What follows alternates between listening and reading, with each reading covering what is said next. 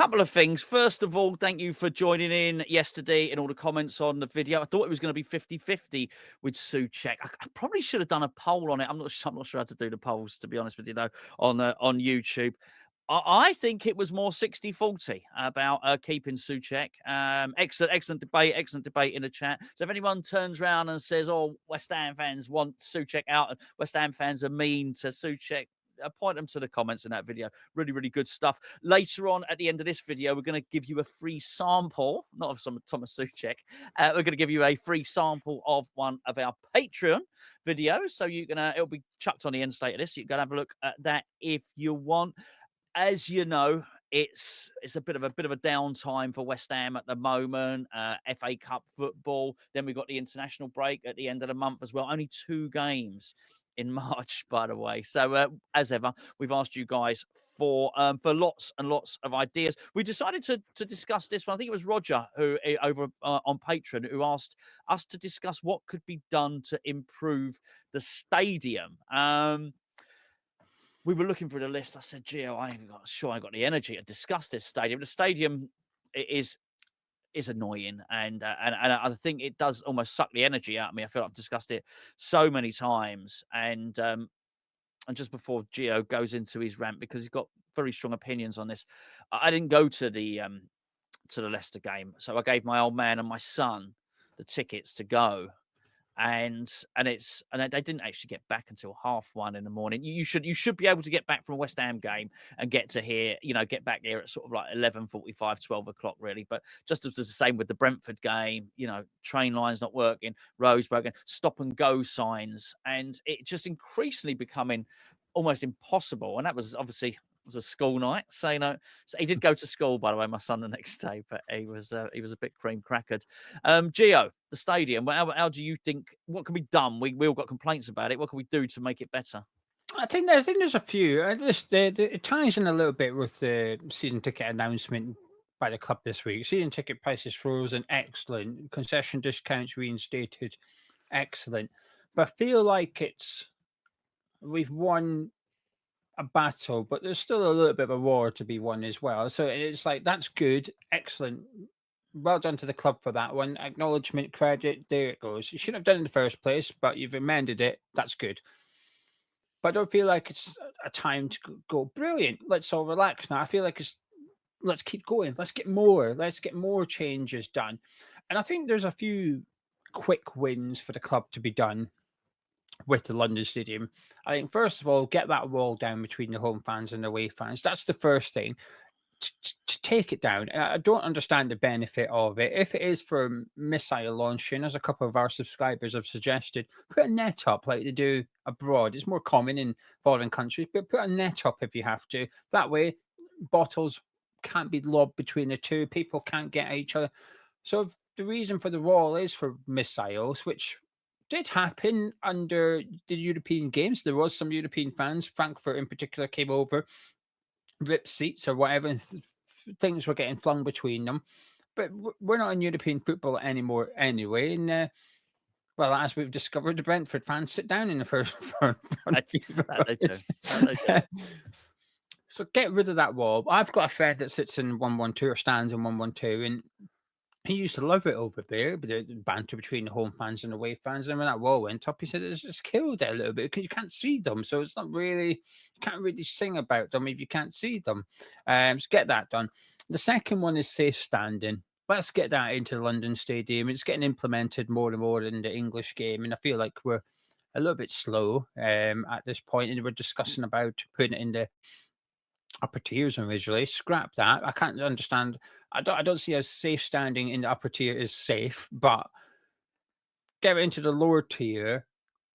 The BML has always been, tried to carry it on from up to par, but that's always been a standing section. We're 8 years into the London Stadium now, 9 years at next season, and that's still a standing section.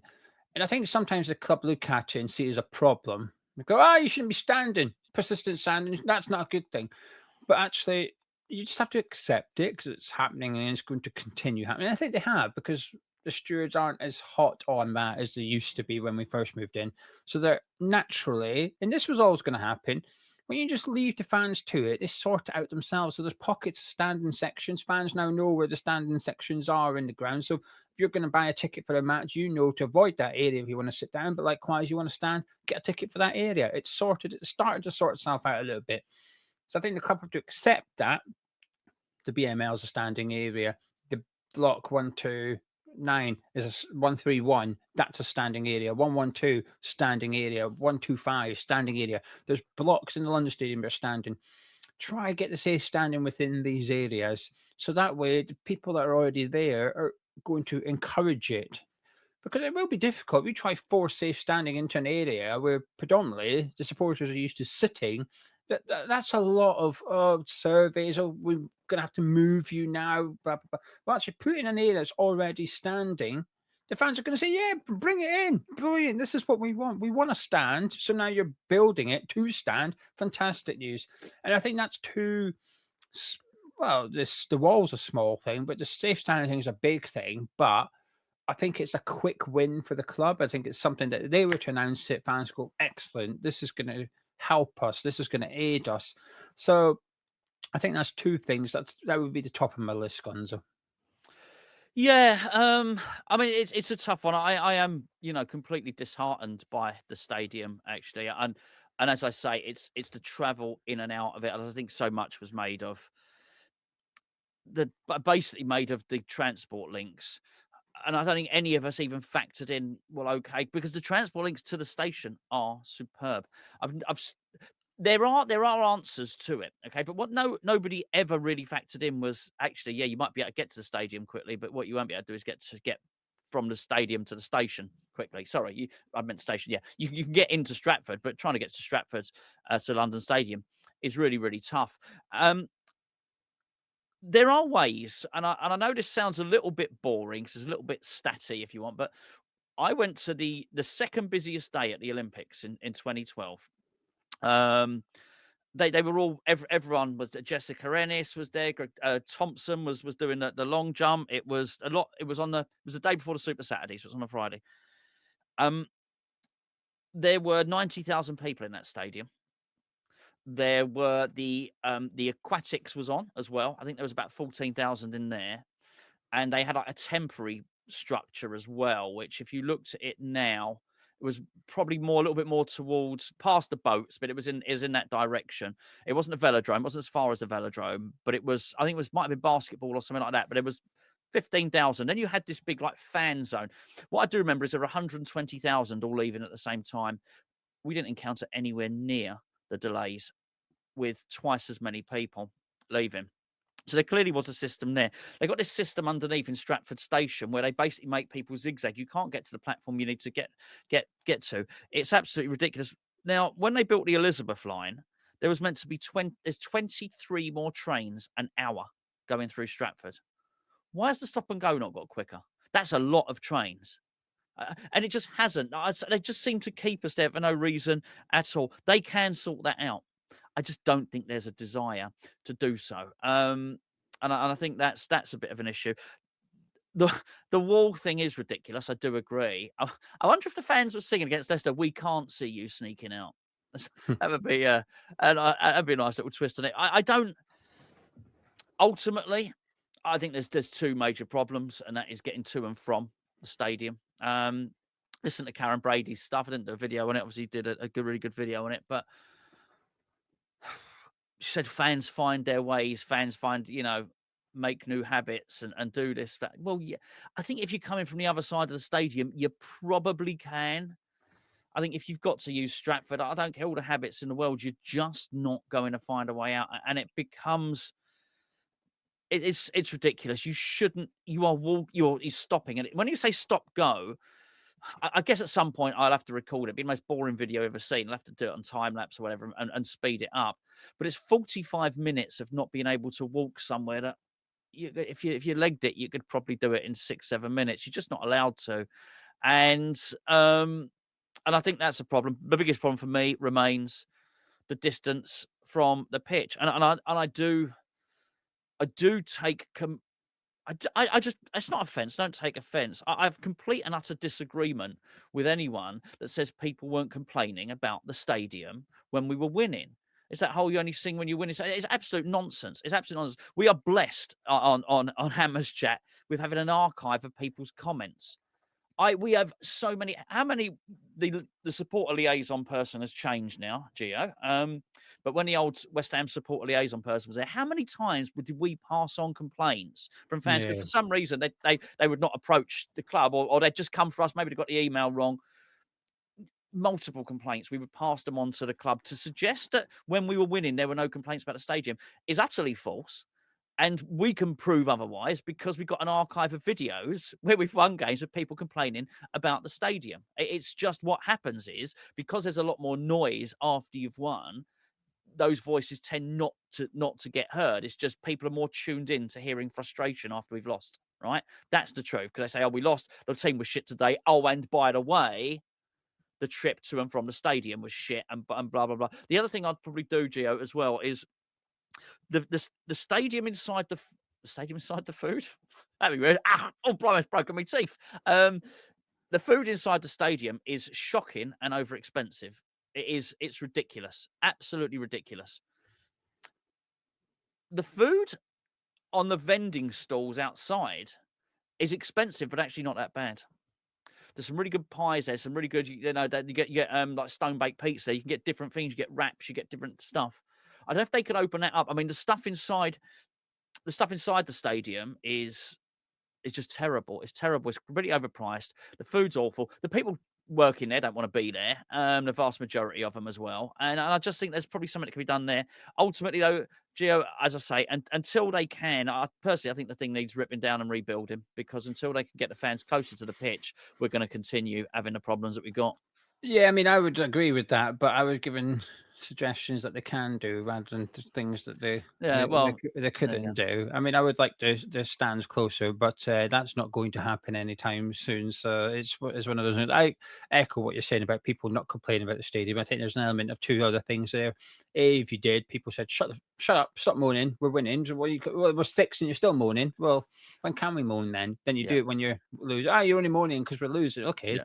when are we allowed to complain about the stadium then? When do we have to draw a game? Mm. What's the criteria? So yes, there's almost being complaints. And also, second of all, the one thing I will say is a large part of the time we were winning, we weren't allowed in the fucking stadium because of COVID. So no one was complaining in 2021 because we weren't able to go to the game. Nobody was going, oh, the searches were really bad today. There was no one there. There was no attendance. We went a season with no people No. in the football ground. And that was when we weren't at our best with, Lingard and Finals and whatever. I remember no one ever seen, I think there was the last game, I want to say Southampton. Lingard played. There was only fans at a game once with Jesse Lingard in the West Ham United shirt.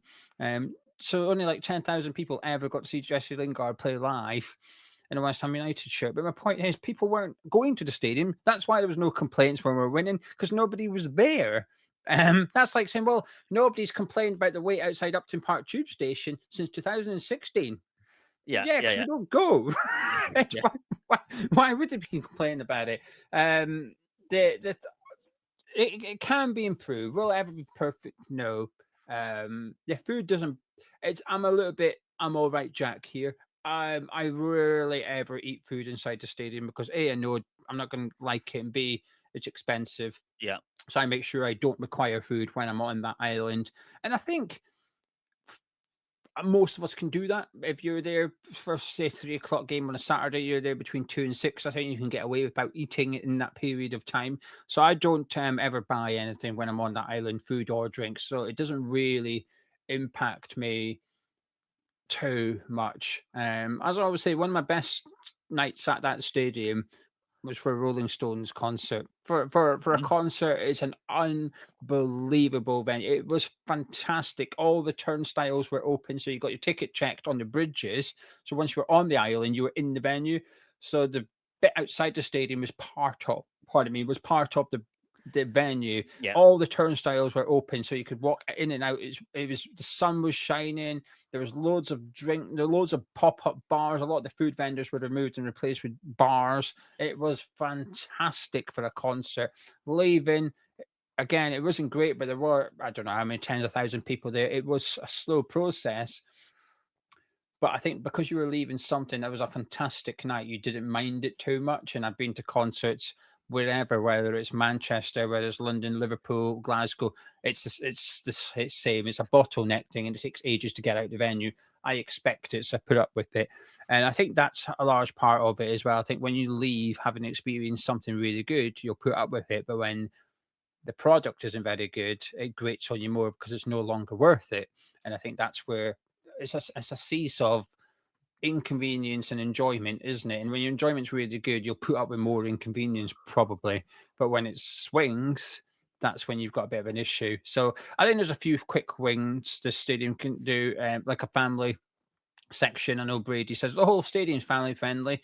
It's not really, is it? I think suggesting that is just turning a blind eye, and it's a bit naive. Actually, if you accept it's not family friendly, create a family area. It will also allow you to allow the standing areas to flourish, which usually generates the atmosphere. I think the club, there's fan groups trying to do things. And wish them the best of luck because they can make it a bit better. Everybody benefits. But the club really can do things that would enhance the experience just like that. Yeah, absolutely. Well, there you go. Thank you, Roger, for your Get your suggestion. suggestions below. I'll Yes, say please. this: the club watch videos. They don't speak to us, but the club watch the videos. So someone will be watching this. Someone will be getting told at the club to And watch and this and video. the and the products in the shop. Yeah, yeah. But apart, apart from our products in store, but the club will be watching. They might be looking at the comment section. So if you've got any comments or suggestions, put it below. The club might see it, steal it, and pretend it was their idea. But at the end of the day, it doesn't really matter. If it makes the experience better for everyone, it's worth it. Gonzo, before you go, free video. Yeah, absolutely. But yeah, tear the wall down, get a net up. That was probably the best one. And I just to reiterate what you said, the Olympics was the same as well. The turnstiles weren't what they were. They were on the bridges, and before you, well, actually, they were a lot further actually to get into the whole Olympic Park. But I think if you do that, then you do open up that whole outset. That is a real benefit to West Ham. That is a real plus point. The concourse outside is huge. It's vast. The footprint of London Stadium is as big as Wembley. Right? You have got so much scope for doing stuff out there. But I know what you're saying about you can avoid eating the food inside, but sometimes you've got kids where I know some people can't. yeah, I the appreciate that. And if you're packers. rushing from work and stuff, especially an evening Well, game, even if you're not Russian, but, yeah, it's just that the pack and whatever all nationalities, Gio, we are, the pack, just to buy a pack of sweets for your ki everyone's kids are like, you know what I mean? They wanna they see something, and I would like it if the club weren't taking advantage. I understand that it's not the it's Delaware North who are the caterers there, but it would be nice if that wasn't the case. I just think if they open those doors and you could get to those other vendors, at least look, people will pay 12 quid for something to eat, but it's a lot better if it's 12 quid for something half decent rather than something that tastes like the bottom of your shoe. Not that I've ever tasted the bottom of my shoe, of course, or anybody else's. A little bit of a freebie for you. So for those of you that don't know about our Patreon, where you've been, why you've not been paying attention, we've got a 7-day free trial on our Patreon. So if you want to go and join it, you can go and take advantage of any of that stuff. And we've got competitions galore, loads of stuff, loads and loads of reasons for joining Patreon, which is our third Hammers Chat channel. We think we've got loads of good content on there. One of the things we do on there is we do what we call our Naked podcast. And it's just, we are clothed, but in some ways we're wearing 3 layers like I am now. We talk about things other than football. And I will tell you now, we usually have a right old laugh. But sometimes we discuss the serious stuff. So just for anybody, just in case, I just want to prepare people. Uh, I'm going to share with you a podcast about death. And myself and Gio's association with it, and our experiences. So there's some sad stuff, there's some teary moments in it, and stuff like that. So yeah, it might give you a little indicator of. Just a lot of people have reacted very, very well to this video, so we thought it might share it with the broader bosom of the West Ham fan base and totally depress you. But no, seriously, it's we thought it was quite an important video to do. So but yeah, it's not like that all the time. We do have a laugh. As we've done not in this episode.